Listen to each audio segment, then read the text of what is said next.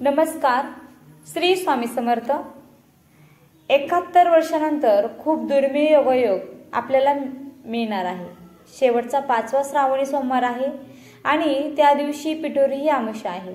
बघा, तुम्ही जर कॅलेंडरवर येथे बघितलं तर 2 सप्टेंबरला आपल्याला सोमवार पाहायला मिळेल. दर्श पिठोरी अमावस्या पोळा आहे, सोमवती अमावस्या आहे आणि या दिवशी शेवटचा श्रावणी सोमवारी आहे. सुमारे 71 वर्षानंतर हा दुर्मिळ योगायोग आपल्या नशिबामध्ये आलेला आहे. त्यामुळे सगळ्यांना विनंती करून सांगते की या दिवशी अगदी छोट्या छोट्या ज्या सेवा आहेत ते तुम्ही करायच्या आहेत. तुमच्या आयुष्यातले कष्ट कमी होण्यासाठी, तुम्हाला भरभरून सुख आनंद ज्यासाठी आपण नेहमी झटत असतो ते मिळवण्यासाठी आपल्याला पूजा करायची आहे, सेवा करायची आहे आणि खूप वर्षानंतर हा दुर्मिळ खास योगायोग आपल्या नशिबामध्ये आलेला आहे. शेवटचा श्रावणी सोमवार आहे आणि यानंतर श्रावण जो आहे तो श्रावण महिनाही आता संपणार आहे. त्यामुळे या दिवस खूप खूप महत्त्वाचा आहे आणि या दिवशी मी सांगते त्याप्रमाणे तुम्हाला महादेवाची पूजा करायची आहे. आणि दुसरी गोष्ट म्हणजे बऱ्याचशा लोकांच्या मनामध्ये आहे की श्रावणी सोमवार पण आहे, पिठोरी अमावस्या पण आहे आणि मग श्रावणी सोमवारचा उपवास धरायचा की नाही आणि तो कसा धरायचा, अशा बऱ्याचशा शंका ज्या आहेत त्या बरेच लोकांच्या मनामध्ये आहेत. तर या सगळ्या शंकांचं निरसन करण्याचा प्रयत्न मी या व्हिडिओमध्ये केलेला आहे. तर तुम्ही हा व्हिडिओ शेवटपर्यंत पाहायला विसरू नका. मराठी पंचांगानुसार सोमवती अमावस्या जी आहे तर ती 2 सप्टेंबरला पहाटे 5:21 सुरू होते आणि 3 सप्टेंबरला सकाळी 7:26 अमावस्या असणार आहे. तर त्यामुळे पिठोरी अमावस्या ही आपण सोमवारी साजरी करणार आहोत आणि पिठोरी अमावस्या ही पितरांसाठी विशेष मानली जाते. त्यामुळे पिठोरी अमावस्या ही खूप शुभ आहे. शिवाय या दिवशी श्रावणाचा शेवटचा सोमवार आहे. तर त्यामुळे तुम्हाला या दिवशी व्रत उपासना वगैरे जे काही तुम्ही श्रावण सोमवारचे उपवास जसे करत आले आहात तसंच तुम्हाला या सोमवारी सुद्धा करायचं आहे. असं नाही की पिठोरी अमावस्या आहे, पोळा आहे तर त्यामुळे उपवास केला लागू पडेल की नाही, तर असं काही बिलकुल नाही आहे. तुम्हाला तुमच्या प्रश्नाचं उत्तर मिळालं असेल की हे मागचे जे तुम्ही 4 सोमवार केलेले आहेत व्रत, तर त्याच पद्धतीने तुम्हाला याही 5व्या सोमवारी सुद्धा व्रत करायचं आहे आणि ते लागूही पडणार आहे. आणि आता आपल्याला पोळीची पूजा सुद्धा आपल्याला करायची आहे. त्याची पूजा मांडणी वगैरे मी तुम्हाला पुढे सांगणारच आहे. संध्याकाळी तुम्हाला पोळ्याला पुरणपोळी करून पिठोरी अमावस्येला देवाला नैवेद्य तुम्हाला दाखवायचा आहे. आणि सोमवारचे आतापर्यंतचे तुम्ही उपवास करत आलात, कोणी संध्याकाळी सोडतं, कोणी दुसऱ्या दिवशी सोडतं, पण आमच्याकडे मात्र शक्यतो सोमवारचा उपवास हा श्रावण सोमवारचा उपवास संध्याकाळी सोडतात. त्याचप्रमाणे तुम्ही पोळ्याच्या पूजेच्या इथे नैवेद्य मांडून नैवेद्य दाखवून तुम्ही त्यानंतर तुम्ही उपवास सोडू शकता. बाकी मागचे जे 4 सोमवार आहेत जसे तुम्ही केले तसेच तुम्हाला हा 5वा सोमवार करायचा आहे, हे लक्षात ठेवा.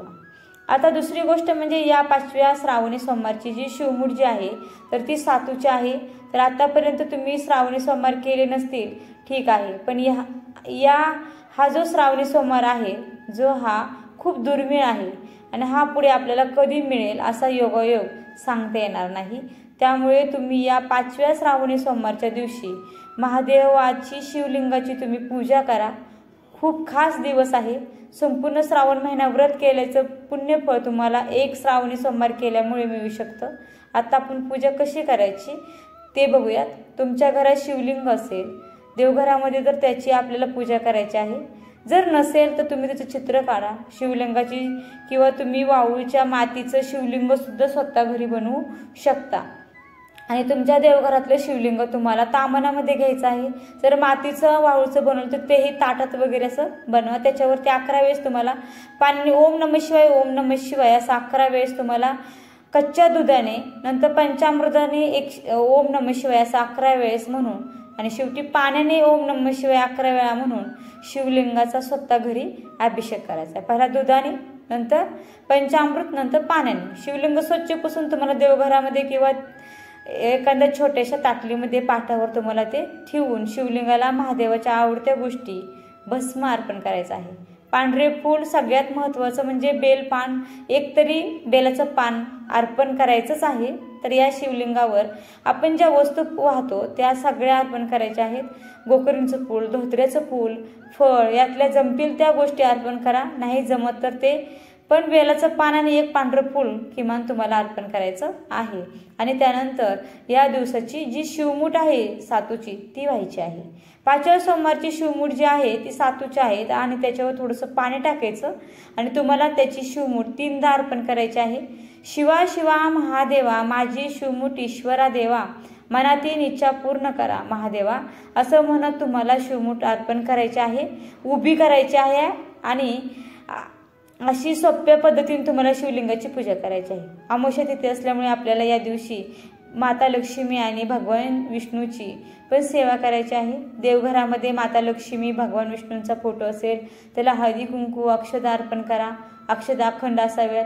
आपल्याला पिवळे फूल, पिवळे वस्त्र, पिवळे फळ तर ते माता लक्ष्मी आणि भगवान विष्णूंना अर्पण करायचं आहे। पिवळी मिठाई नैवेद्य म्हणून आपल्याला भगवान विष्णूंना अर्पण करायचं आहे।